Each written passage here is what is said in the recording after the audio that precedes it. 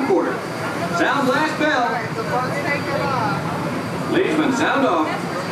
Give me a depth reading by the mark. By the mark. Halfway.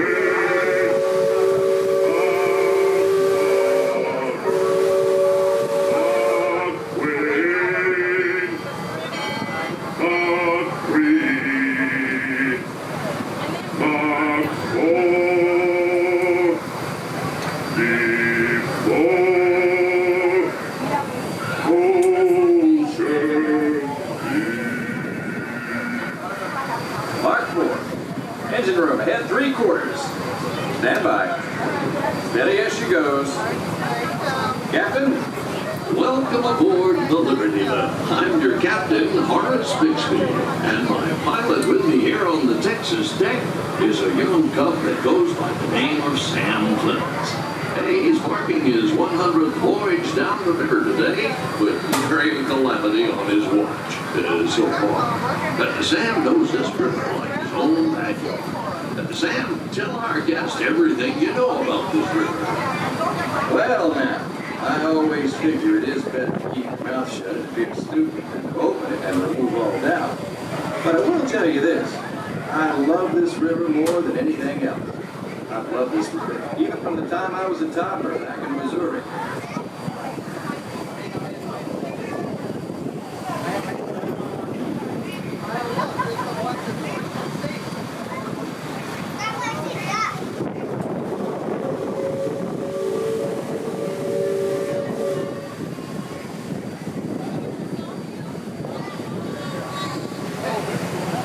Before we get too much further out of port, I think I should mention that you best not be sitting on those handrails. They're the only thing between you and the river, and the river don't always take kindly to uninvited guests. We've also had reports of river pirates operating in the vicinity, so I wouldn't lean out beyond those rails for that reason either.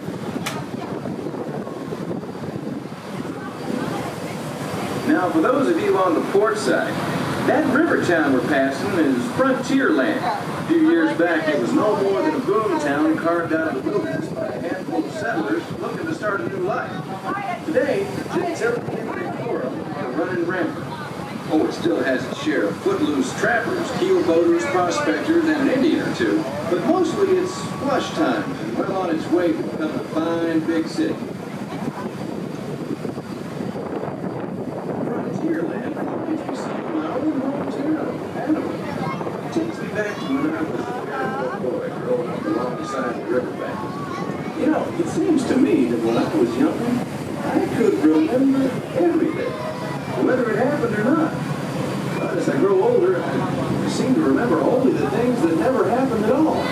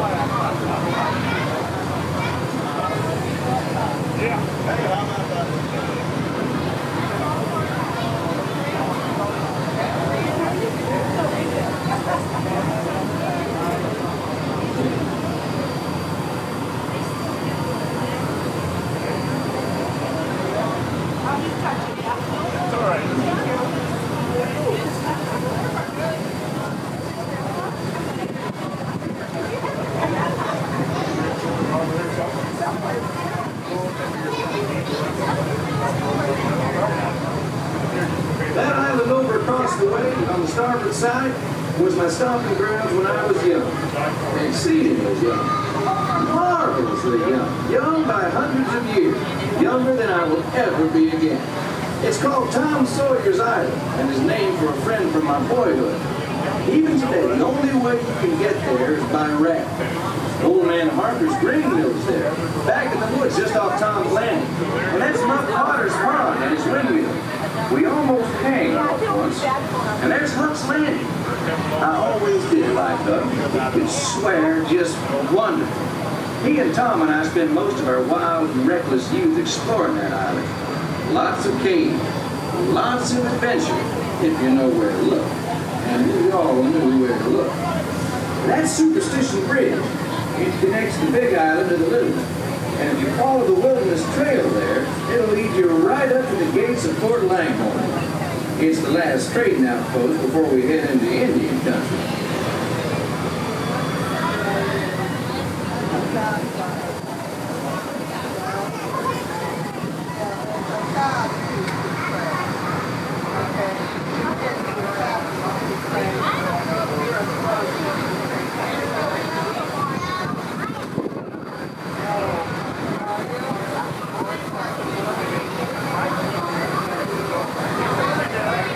Look off to the port side there. Every now and then, the water under that crest of rock comes to a natural boil and spurts out all over the place like a tea kettle left on the fire too long. The Indians around here used to tell me these geysers were actually unfriendly spirits, upset by uninvited trespassers traipsing all over their sacred hunting ground. Be that as it may, that's Big Thunder Mountain poking up in the sky over there. The Indians named it there because of the sound the falls used to make when the big rains came. Then the miners and prospectors and get-rich-quick speculators showed up, and the name stuck because of the sound of blasting powder going off every few minutes. There's not so much blasting these days. Ghost stories about a runaway mine train loaded down with simple-hearted, terror-filled folks like you.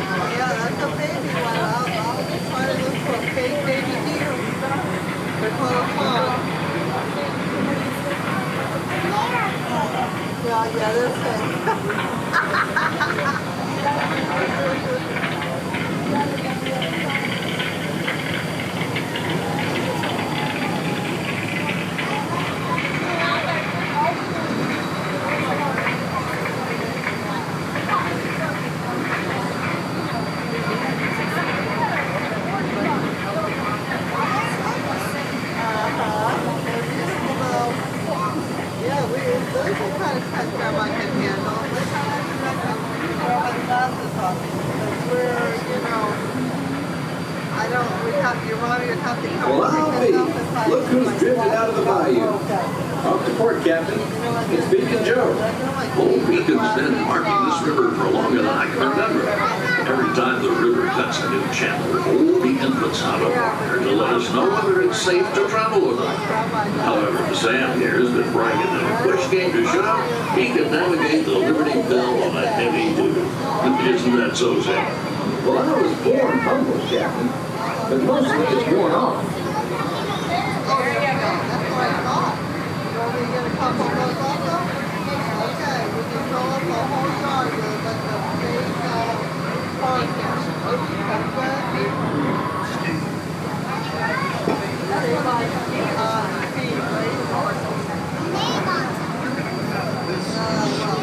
Captain, Indian Village to port. Now, that's something you don't see much out this way. That's an Algonquin Indian village. It looks to be from the Powhatan tribe. But usually they stay further east. I've seen Seminole and Miami as far west. And of course, Shoshone, Blackfeet, and Pearl, but I've never seen Algonquins out here. Lots of game out this way. I've seen moose and deer and plenty of other critters along the shoreline. Could be why the Powhatans are out this far. just following the food trail.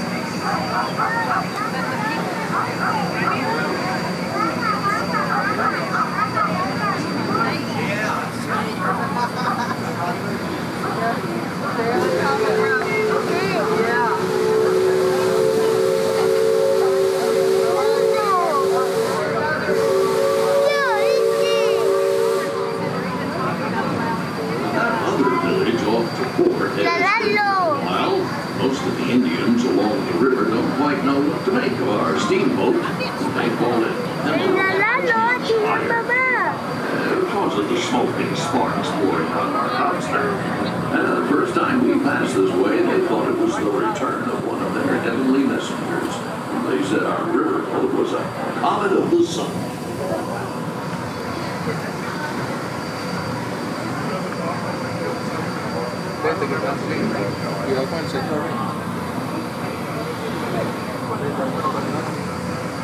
Just beyond the village, up that hill, is their sacred burial ground. And those who fallen battle are placed atop the traditional bed of death. After nightfall, they'll return to mourn the great warriors who brought honor to the tribe.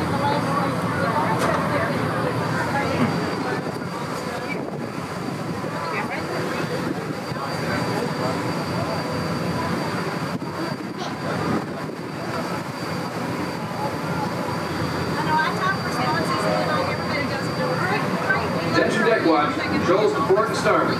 Engine room, steady on. We're entering shallow water, but there's no cause for worry. Sam knows every shoal and shallow, every snag and sandbar in this part of the river, as he'll navigate us through the safe water. You wouldn't steer us wrong, would you, Sam? I believe we ought never to do wrong, Captain. Especially when others are looking. Leadsman, sing out.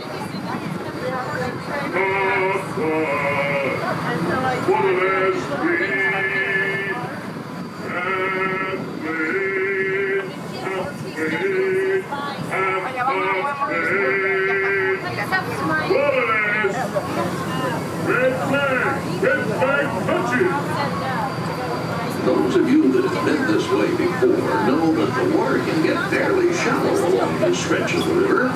The leadsmen call out the depth. Each mark is a fathom or 6 feet. Mark 20 is 2 fathoms, and for us that means safe water.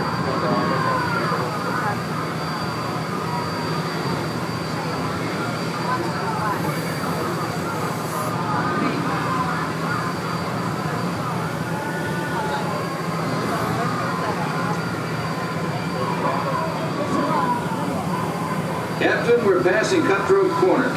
Attention deck crew, stay alert.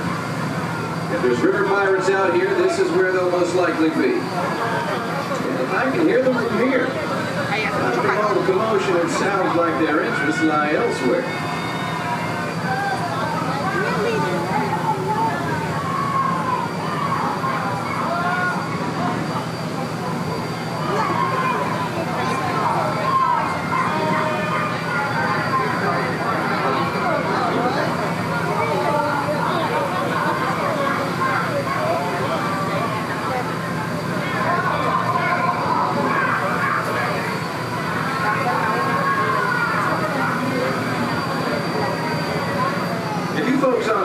Past the trees on the island, that's Fort Langhorn. Most of these old folks started out as trading posts. Then as settlers started heading west, the army came in and took them over. My feeling is, these days, there's a lot less frontier and a lot more civilization than is truly necessary.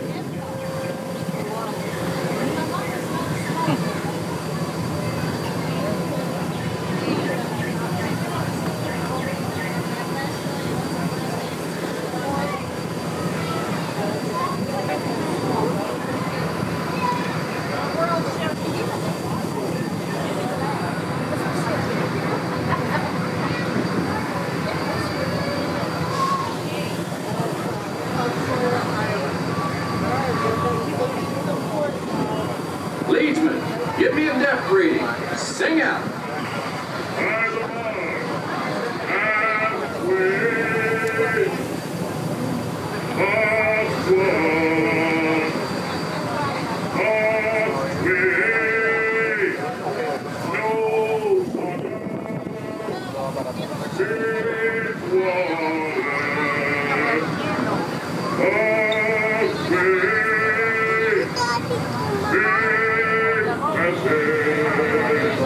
Ano, pili?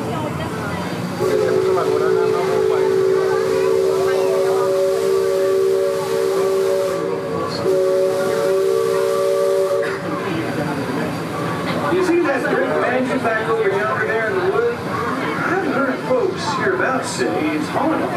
They say it was built on sacred Indian burial ground, so now it's filled with spirits. If you ask me, I'd say the ones telling those tales are the ones filled with spirits. If you want proof, just ask them. They got it. About 100 proof, I reckon. And whatever you do, don't strike any matches if they aim to breathe in your direction. You won't just be seeing ghosts. You'll be joining.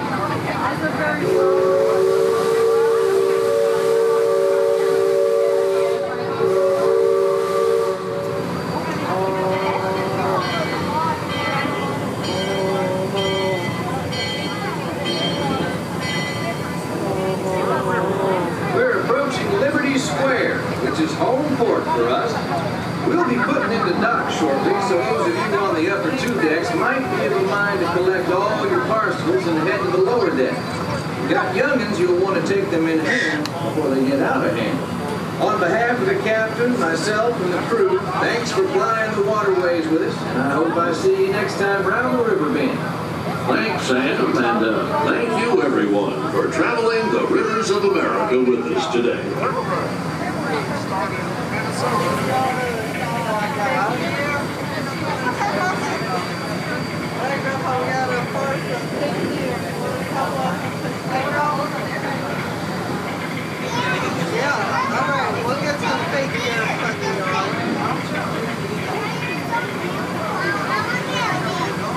You want to get a baby fake deer? Okay.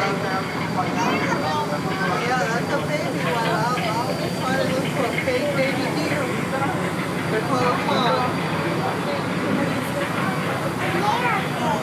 Yeah, they're fake.